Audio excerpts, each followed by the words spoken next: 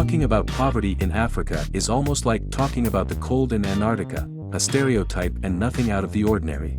But what if I told you that, among all its failed economies, there is a shining exception that is actually reasonably wealthy? We're talking about Botswana. Since its independence in 1966, Botswana has outperformed all its neighbors in terms of wealth, freedom, and security by a wide margin. So much so that it has become a role model not only for most countries on the continent but also for all underdeveloped nations worldwide, with a 1,200% increase in GDP over the past 50 years. And not only that, according to the Human Development Index, Botswana also offers a higher quality of life to its citizens, surpassing places like Morocco, Rwanda, and Madagascar. In other words, the prosperity of this sub-Saharan country is not a mere optical illusion but a reality enjoyed by most of its inhabitants. As if that weren't enough, the public finances of the African tiger are also in perfect condition. Its debt level is less than 18% of its GDP, something many European countries should learn from. High growth, high living standards, minimal debt, Botswana's economy seems like something out of fiction. Therefore, the question is obvious: how did they achieve it? What set Botswana apart from all its neighbors and allowed it to rise as one of the most interesting cases of economic growth in the world? Hello to all the community of Finance for All, welcome to another video. In 1966, Botswana was one of the 15 poorest countries in the world. Its infrastructure level was terrible. It only had 12 kilometers of paved roads across the entire country, it practically lacked navigable rivers, and it was a landlocked territory. And what does this mean? That its ability to trade not only depended on other countries allowing the passage of goods but also that there was no infrastructure for ships or trucks to pass through. However, that was the least of its problems. The country's desert topography also limited its agricultural production to less than 5% of the available land, and the level of education in Botswana was practically non-existent. Of a population of over 500,000 people, only 100 had completed secondary education, that is, less than 0.02%, and of those 100 people, only 22 had reached university level. Even the state itself didn't function properly. Being such a poor nation, there were problems funding the most essential public services, such as police or tax collection. The lack of resources was so severe that the government was forced to rely on economic transfers from the British government, which ended up accounting for more than half of its annual budget. In other words, Botswana still depended on the favor of its former colonizers. The country seemed doomed to failure and stagnation, like any other country in the region. However, as we have seen, this was not the case. The question is, why? What led Botswana to thrive against all odds? Unlike many other African countries, Botswana had one of the most competent political leaders of the 20th century in its early years of independence, tribal chief Surpassing. Kama founded the Democratic Party in 1961 and came to power with a single objective: to protect the country's democracy.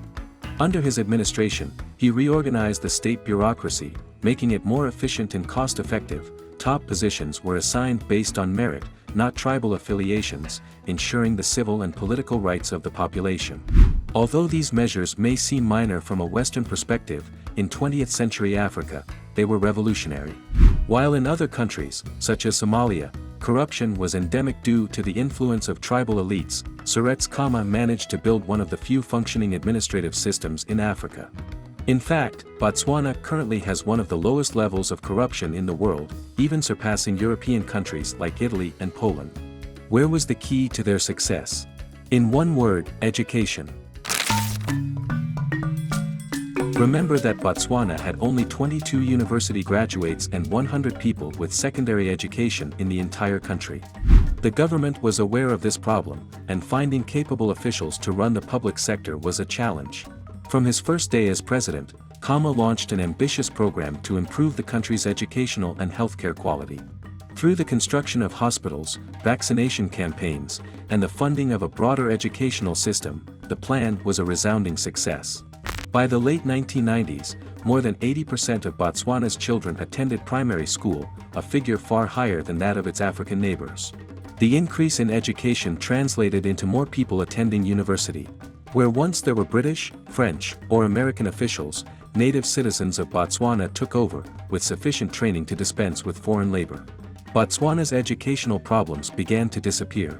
Regarding the health situation, the country's life expectancy kept rising since independence, surpassing 60 years in 1978. This improvement in health and education led to a demographic boom that allowed the country to expand its productive fabric in the years to come. Also addressed infrastructure problems. During the second half of the 20th century, the kilometers of paved roads in the country increased from 12 to 3,200 in 1992. This expansion was made possible thanks to major state investments in the construction of roads, railways, airports, and telecommunications. As a result, transportation costs were significantly reduced, and combined with a better prepared workforce and modern infrastructure, productivity levels skyrocketed. And what happens when a country is more productive? Wages increase, living standards improve, and there is more investment, creating a virtuous circle that catapulted Botswana to success. Now, you may be wondering, where did the money for so many development plans come from? Building roads, improving healthcare, and education come at a huge cost. That's why Botswana needed a spark to boost its economy: diamonds. In 1967, the government encouraged several mining companies to explore the country's surface. Huge deposits of copper and nickel were found, but a few years later, the De Beers Group made the greatest discovery of all: a fortune in diamonds. It turns out that the African country has the second largest diamond reserves in the world. As soon as such a fortune was discovered, a debate arose about who should benefit from it. After all, the diamonds were located on Tswana lands, the tribe to which President Surpassing belonged. But at that moment, the president made a crucial moral and political decision. He decided not to give the diamond revenues to the elites of his own tribe.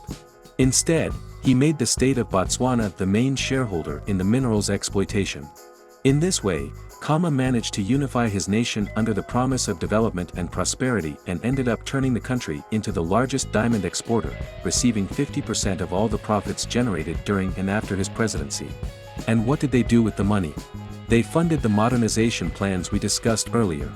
More importantly, thanks to the strength of the democratic regime and Surpassing's unifying efforts, diamonds did not provoke the ethnic and civil conflicts in Botswana that occurred elsewhere. Botswana was one of the few places in Africa that was not corrupted by its natural wealth. In the following years, Botswana's economy grew annually at rates exceeding an average of 7%, that is, even more than Singapore or South Korea. It achieved such an incredible growth rate that its economy doubled every 10 years over a period of 30 years. However, while it is true that diamonds were the country's main economic driver, this does not mean they were without problems. For example, growth became highly volatile during the early years of the boom due to reliance on mineral prices. That is, when diamond prices fell, Botswana's economy suffered, similar to what currently happens with Arab countries and oil. Moreover, mineral deposits are not infinite. At some point, the buried fortune will be exhausted, and when that time comes, the economy could be at risk of collapsing. Faced with such circumstances, the government decided to undertake a new economic strategy to safeguard the country's future: industrial diversification. From the early 1970s to the present, several presidents of Botswana have attempted to reduce the economy's reliance on diamonds through various strategies. The first was to stimulate the growth of other sectors, such as tourism or manufacturing, through tax cuts or the creation of industrial development agencies. However, Botswana's manufacturing sector has grown to just 5% of GDP, quite small compared to other resource-dependent countries like Saudi Arabia or Brunei. This does not mean that industrial development incentives have not worked, but it is true that to diversify to the point of not relying on diamond exports, the African country would need something more. And here's where the second strategy comes in, opening up even more to international markets. Botswana became one of the places with the highest foreign investment on the continent, which helped the country continue to grow and develop other parts of its economy.